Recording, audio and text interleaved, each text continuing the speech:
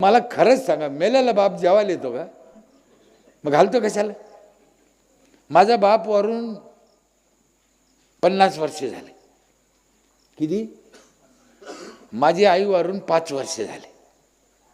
नीट ऐका, वडील वारून 50 वर्ष ना, आई वारून 45 वर्ष आई आमच्यात होती. आमच्यापेक्षा आम्ही 4 भाऊ. मी कधी बापाला जेव घातलं नाही. मी घालीत नाही, मला विश्वास नाही त्याच्यावर. म्हातारीला सांभाळायचं, जे लागन ते करायचं, ते आपलं कर्तव्यच आहे. एकदा आम्ही असं बसलो गप्पा मारत, म्हातारीन मी, आणि तिकडं म्हाताऱ्याला जेवण होतं तिकडं भावाची इथं. मी आईला विचारलं, म्हणलं आई, ती म्हणे काय?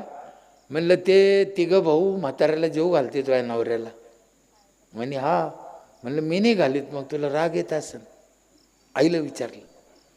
ती म्हणे मला गंज राग येतो, पण आता तू ऐकतो का? म्हणे तू खोडीच आहे.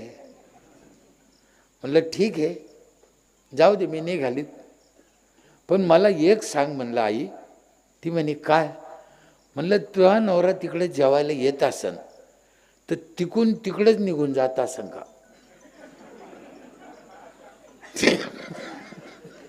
म्हातारी म्हणे नाही, इकडे आल्याशी कसं जाईल? अरे खोटा इथं बसेले आई, आईला भेटल्याशी जात असेल का? मग मी कशाला कुठं न करू जर फुकट येत असेल तर? कुणाचाही मेलेला बाप जेवायला येत नाही, तो भावनेचा विषय आहे.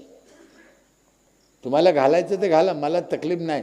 पण जर तुम्ही मेलेल्या माणसाला जेवू घालता तर जिंद्या माणसाची किती काळजी घ्यायला पाहिजे मग?